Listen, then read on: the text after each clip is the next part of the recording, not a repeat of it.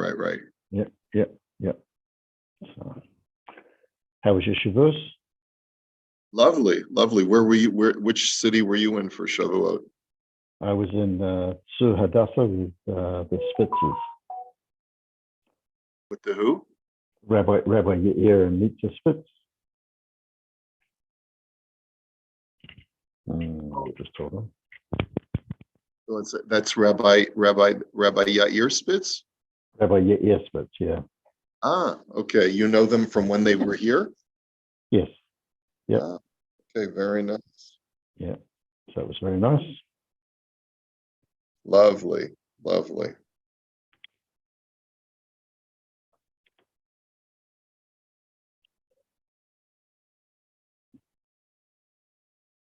Where they live? You said in which neighborhood do they live in?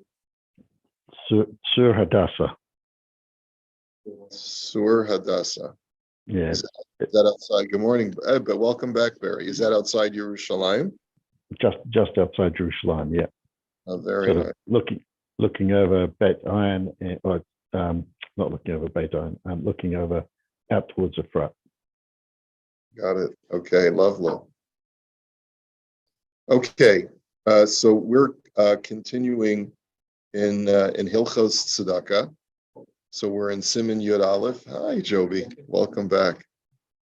Okay, so what we were talking about is there was a hierarchy of prioritization, which was very loose, and we pointed out that according to the Aruch HaShulchan, this order of prioritization really is not accurate because there are so many other factors, and he actually acknowledges that there are so many other factors that, this order of first redeeming captives and then giving charity to your relatives is the second highest, and then supporting Torah or healing the sick is a third priority. Building or supporting the vital needs of a synagogue is the fourth priority. Helping to marry off an orphan is the fifth priority, and then other poor people take the lowest priority. He says that's only, if everything is equal, but never is everything equal. And therefore, it's very difficult to put this order, this prioritization order into effect. And he says the last thing that we saw is Lefi chelek meha poskim. He says according to a certain number of poskim, the one thing that does always take priority is relatives. When your relatives need your financial support, they take priority over other charities. Okay, sometimes even over redeeming captives. But again, it all depends on the need. Okay, so there could be some situation where the community is called upon to ransom an individual, and you'll have to cut back for temporarily, at least, on supporting a relative for that immediate need. Okay. Beis Gabait Tzedakah, Amemuna al Kupas Tzedakah Shel Hatzibor. If you have someone who's in charge of controlling a tzedakah fund, Eino Rishai Lahaktim Krovav Uvnei Adaso. He does not have a right to prioritize his own family members or people of his own community. Right? So in other words, let's say I am in charge of a kupa, I'm in charge of a tzedakah fund. Intuitively, I know, like there was a fellow that I used to be his rabbi many years ago when I was living in California. And he asked me if he needed some help paying his son's yeshiva tuition. And I said, I'm happy to give you my own donation, but I can't give you from the shul fund because you're not part of the community. You're not someone that I would prioritize if I didn't know you from, because we're friends. So I sent him my own donation, but I didn't feel that it was ethical to send him from the shul pot. He has nothing to do with our community. So Ulam kol sha'ar din lahaktim hanal hu chiyuv gamur alav. He says, but the other orders of prioritization do apply to a gabbai tzedakah. And so a gabbai tzedakah should look at what the Shulchan Aruch says has higher priority and try to abide by that. Okay, next. Gimel. Yachid Rashai Latet Kaspei Hatzdaka Shalo Lefi Ra'ot Einav. Now, an individual who's giving away his own hard-earned money to charity is allowed to give to whatever cause he feels is a good cause. Mikivan sheseder ha'adifos ha'kosav b'halacha u'bishvilo begeder ma'ala toiva v'lo chova. He says, because the order of prioritization that is identified by the Shulchan Aruch is a guideline. It's not an obligation. And that's what we also saw from the Aruch HaShulchan. These are things where the Gemara says, oh, this is a really good tzedakah. This is like, nothing better than this. When the Gemara says nothing better than this, it's not saying that halachically you're obligated when faced with two charities and you have to triage your limited tzedakah funds, which one you're going to give to. Just realize that it's tremendously advantageous, and God looks kindly upon a person who gives to this kind of cause. But let's say you see a particular opportunity that really speaks to you. So you're allowed to choose whichever tzedakah cause really speaks to you. V'rakas hakrovim chayav lahaktin, the exception being your relatives. When your relatives need tzedakah, you don't have the option of saying, I'm gonna, let's say, turn away from, I don't want to give to my son-in-law, let's say, because, I'd rather give the money to cause X. With that said, you don't have an obligation to give all of your tzedakah funds to your relatives. Even if you divide your tzedakah money 50-50, half goes to family and half goes to other causes, that's perfectly fine. Okay.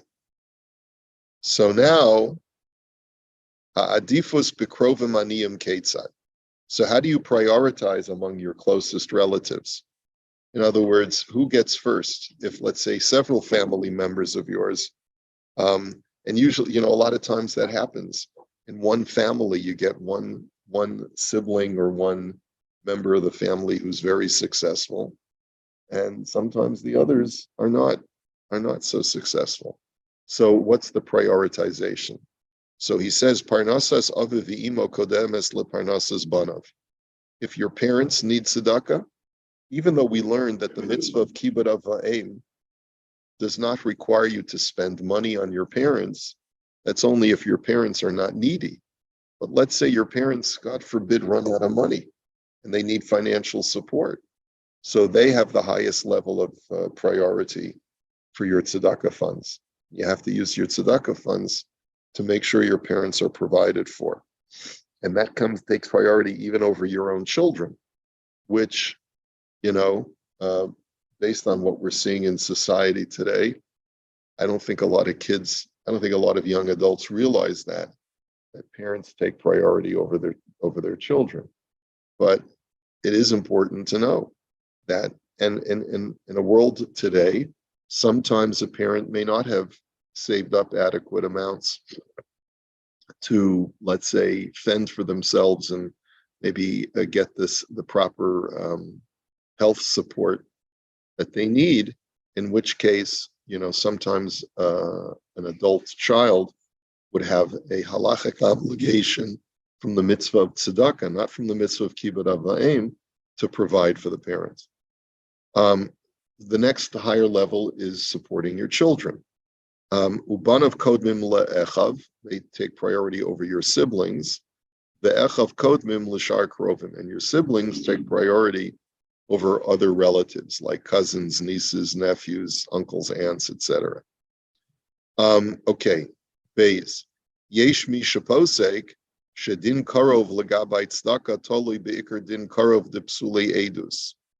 The yesh mi shaposek shedino tolui bedin karov di Yerusha. Karov legabay tzedakah, not legabay tzedakah. Okay, some say that the laws of relatives. How do you determine what a relative is? Like, what if he's a third cousin? Does he count as a relative? Okay. I noticed guy finds me and says, oh, your name is Korobkin, my name is Korobkin, or I happen to be the great nephew of your mother, right? So I'm opening up a kollel, and I want some financial support. Can you help me? So should I feel a greater sense of halachic responsibility to support my great nephew's kollel that I probably will never visit and has no association with me other than the fact that we're related through some distant relation. So he says, some say that a relative is defined by anyone who is not kosher to be my witness. So if he's not kosher to be my witness, then he's considered a relative. If he could be my witness, then he's not considered a relative. Some say it depends on whether he would be considered a relative as far as inheritance purposes. The Cholakarov afilu ad Yaakov Avinu nikra karov. And by that criterion, then every Jew is my relative. It's just a question of prioritization. So according to this latter opinion, even if he's a distant relative, I should feel some level of responsibility. So maybe, whereas maybe I would have only given him a $36 gift, maybe I'll give him a $100 gift or whatever it is, just because he's my relative. So, a lot of these things are very intuitive. We're not getting to really any kind of chiddush here. These are all things I think that we would have intuited on our own. L'chol hadeos al habein lahaktiv es aviv v'imo b'matan hatzdaka ve'al ha'av lahaktim es banav hasmuchim al shulchano. He says everyone agrees that an adult son, has to prioritize his parents when it comes to giving tzedakah, and a father has to prioritize his children that are his dependents. And you should not give any of your tzedakah funds to other poor people until you've satisfied all of the needs of that immediate family. And that's true even if the poor have greater needs and more dire needs. You can't sacrifice the welfare of your immediate family for the sake of supporting the poor. Okay? And okay. Daled. Legabe sha'ar krovim yesh mi sheposek sheyesh lahem din shehem kodmim b'chol tzarcheim l'sha'ar ha'aniyim. That as far as relatives go, some say that they have a priority regardless of what their need is. In other words, let's say their need is not as dire. They have food, they have shelter, but they could use some help. I think I mentioned on Friday, there's this new charity, which I think is lovely. Help a family take a vacation. Have you heard of this? Yeah. Oh, yeah, that magazine, right? Yeah, I'm saying, in other words, like it's become the latest cause celeb. Help a family. Pesach Kron does the ad for them. Help a family take a vacation. You have a large family of a dozen kids. Yeah, give them relief, right? In other words, this family is under stress because of all the kids and they're just barely making ends meet. So give them a vacation so that they can get away for the summer. For $500, we'll be able to help them go to someone's cottage and have a week away. And it's a lovely thing, right? But what if the other opportunity for my $500 is to save a kid who needs a cancer treatment or to help or to feed someone who's truly doesn't have food, right? So obviously, where the priority lies. Okay. In other words, it's a rich man's charity, is basically what I'm saying. It's a rich man's charity. It's not a poor man's charity. So some say that relatives would take priority, even if the charity for them is just to give them a vacation, whereas a non-relative would need food because they're hungry. V'yesh mi sheposek sheyesh lahem din kedima Rak kishetzarcheim shavim l'sha'ar haniyim. But others disagree. And they say that a relative only takes priority when their needs are as dire as the needs of other poor. Like,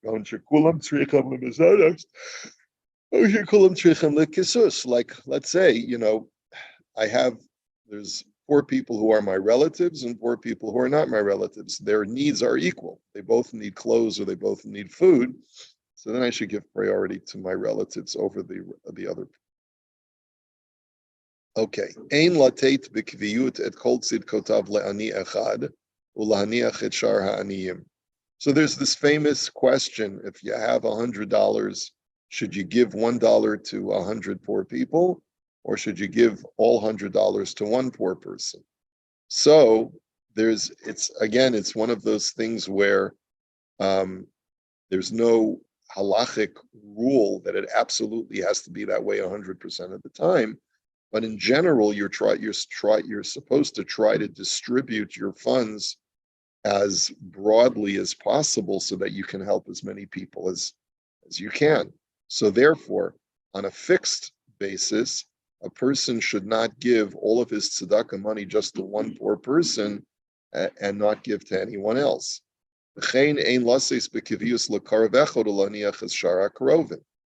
thing goes for family members. Let's say I have 5 relatives that need my financial support. I shouldn't just give to one at the expense of the others.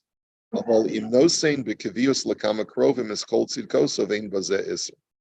if a person supports, let's say, his relatives equally and is giving each one what they need, and that reduces the amount that he's able to give to other charities, that's fine.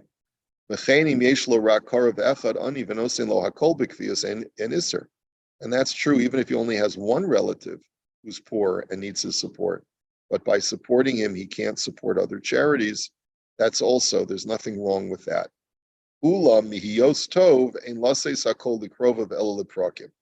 He says, but it would be preferable not to give all of your charity all of the time to just one relative. What's considered to be optimal is if you split your tzedakah money in half, give half to your needy relatives and the other half to general charity. Others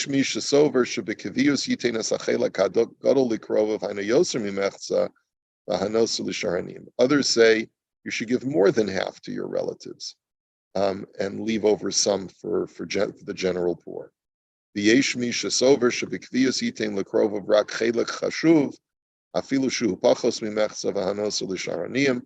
there's a third opinion that says not 50%, not more than 50%, but give them a nice percentage of your charity, but it can be even less than 50%.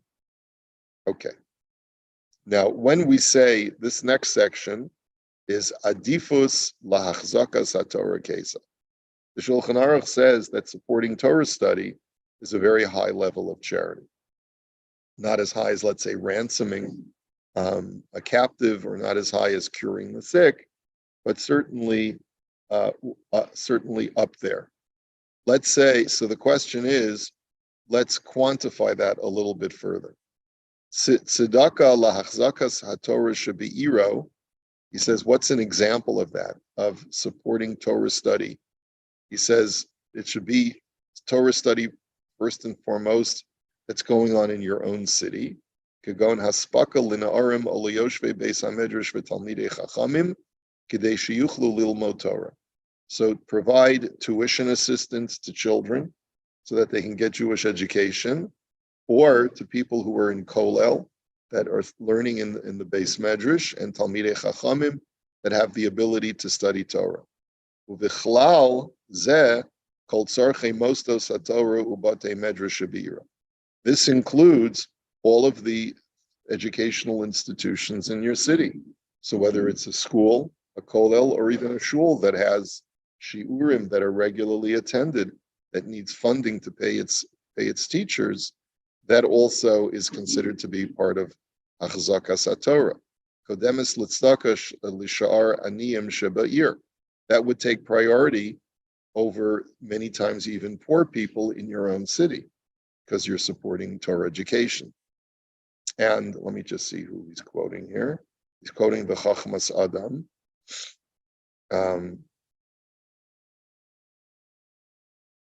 He says that he quotes from the Sefer Tzedakah Mishpat that according to the Chachmas Adam, even if the people to whom the money is going are not do not qualify as aniyim, they don't qualify as poor people, but by contributing to a learning program, you're allowing people to learn more Torah, right? That's why we were able to make an appeal this past Shavuos for adult education. We have teachers that we pay, and the more money that we have to be able to support educational programs, the more offerings we can provide to our community for people who are not poor, but just to be able to study Torah. Okay. Uva'avas chesed kasav al pi hamedrash sheker hamaiser niskan b'shvil amelei haTorah. He says the Chafetz Chaim states, quotes a medrash, that one's primary meiser, the fact that our sages advocated giving 10% of your income to charity, that was really for people who study Torah. And it's logical because really the original meiser was given to the Levium, was given to the Levites, and their job was to dedicate their life to the service of the Jewish people. And in the absence of a Levite, people who dedicate their lives to Torah study are the surrogate for the Levites. Okay. Now, Yesh poskim she'achzakas talmid chacham be'ir acheres kodemes l'tzedakah alanim shegarim be'ira v'yesh cholkim. There's again, not surprising, another machlokes. Who takes priority? The educational institutions in your own city or the poor in another city? So this is a machlokes. I'm sorry, the educational institutions in another city versus the poor in your own city, right? The educational institutions take priority over the poor, but who takes priority? Educational institutions in another city or the poor in your own city?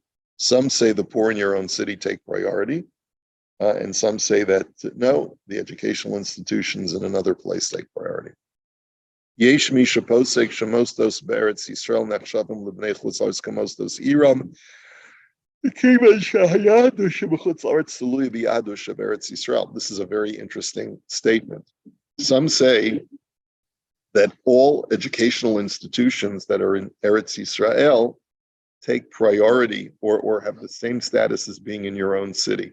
Why is that? Because the welfare of Jewish communities in the diaspora are dependent upon the welfare and the health of Jewish communities in Israel. Which is an important statement. Again, I need to support Yeshiva X in Israel in order for the welfare of my community to be enhanced. That's the argument. So if it was, so certainly, let's say you have a yeshiva in New Jersey and you have a yeshiva in Eretz Yisrael, which one takes priority? The yeshiva in Eretz Yisrael takes priority over the yeshiva in New Jersey, let's say. But the argument is even stronger. Who's he quoting here? He's quoting Shiloh's Shuvas V'Hanhagos. He's quoting Rav Sternbach. Okay.